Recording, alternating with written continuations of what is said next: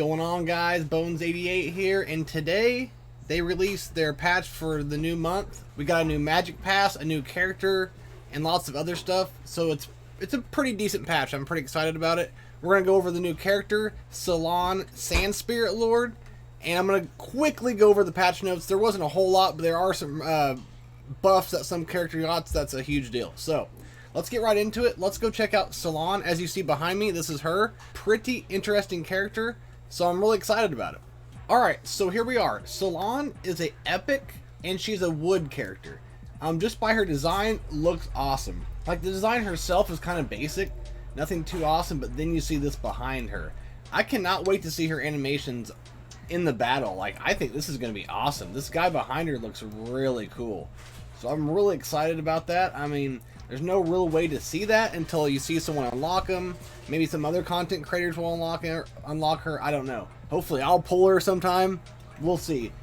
Just by her look, though, I would be excited to have. So let's get into her kit.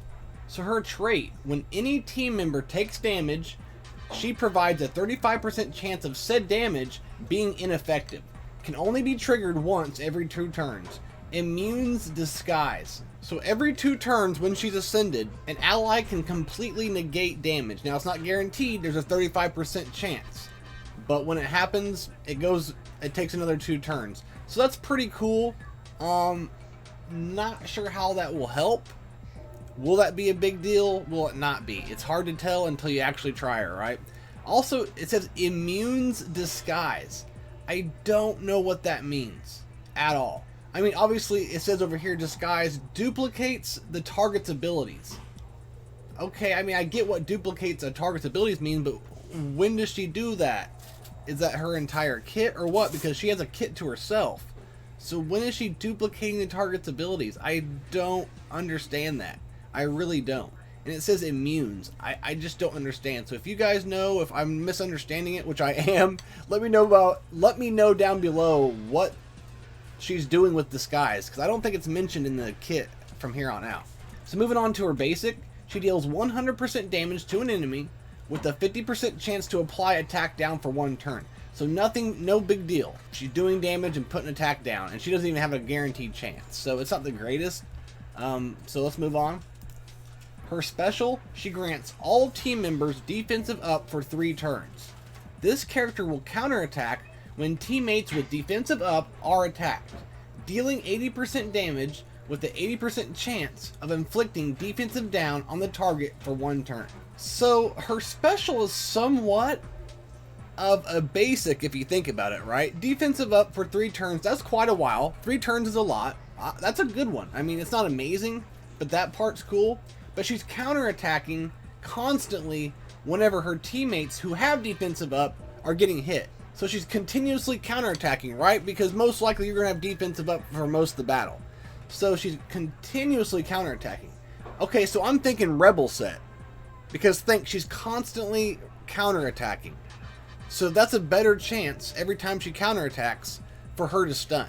I could be wrong. There could be something way better. But I'm thinking Rebel set, so that she continuously stuns people when she's counterattacking. I think that will be huge. Now her ultimate. Her ultimate deals 120% damage to all enemies with an 85% chance to inflict accuracy down for 1 turn. Also, inflicts stun on the target for 1 turn. So you're probably saying, well, what's the point of putting a Rebel set, which does stuns? Why would you do it if she stuns anyways? Because she can stun on her ultimate, she can stun on her counterattacks, she can stun on her basics, so she can be stunning constantly. I think that after reading her kit, that she's kind of like a Tia, right? She's good for campaigns, bounty hunts, void tower, maybe arena, stuff like that. She is not going to excel in dungeons. I could be wrong. I'm wrong a lot of the time, but I think she's going to excel behind a Rebel set. I really do think so. And she's actually passively putting down a lot of debuffs. Accuracy down. She's stunning people. Defensive down. Attack down. After a couple rounds, she's going to load people down with some debuffs. So if I just unlocked her today, and there's no videos on her, there's nothing really, I would go with Rebel set with attack and focus. That's what I would focus on as far as stats. So yeah, guys, I'm excited about her. I would be excited to have her. She's the coolest new character they've released so far. her kit is good. I'm not saying she's going to be a game changer. It's really hard to tell until we test her, right? And here in about a week, we're going to hear about people on Reddit and Discord unlocking her, maxing her out, and how she does. So give it about a week, we'll find out how good she really is. Hopefully I can pull her.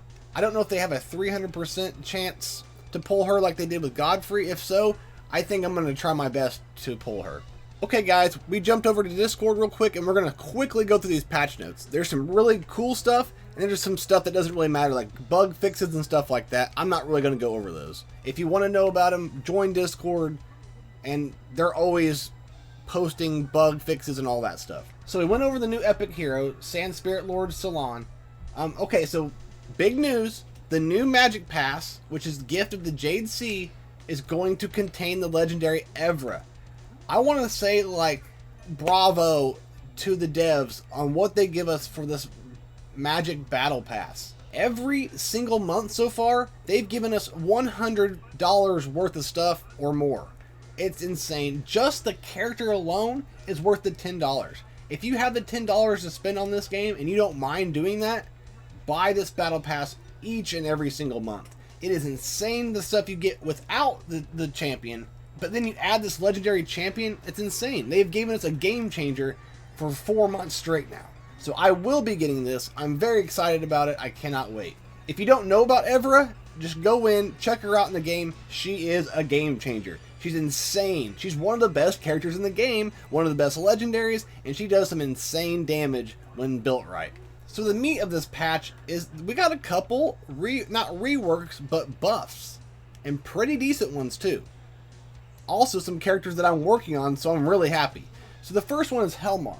His ultimate Vampiric increases the damage from 150% to 200%. And the skill cooldown decreases from 4 to 3. That's pretty huge.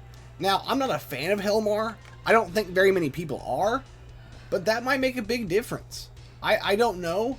But that's a huge buff. No matter how good or bad someone is, that's a huge buff. So that's a positive. Very cool. And if you guys have Helmar maxed out and can able to test it, let me know below. Let me know in Discord what you guys think about it. So Erindale, who I am just happen to be working on and maxing out right now, his basic offense increased damage from 80% to 100%. Not a huge buff, but 20% is quite a bit, and people like Erindale. I've heard a lot of good things already about him, so the fact that he's getting a buff means he's going to be even better.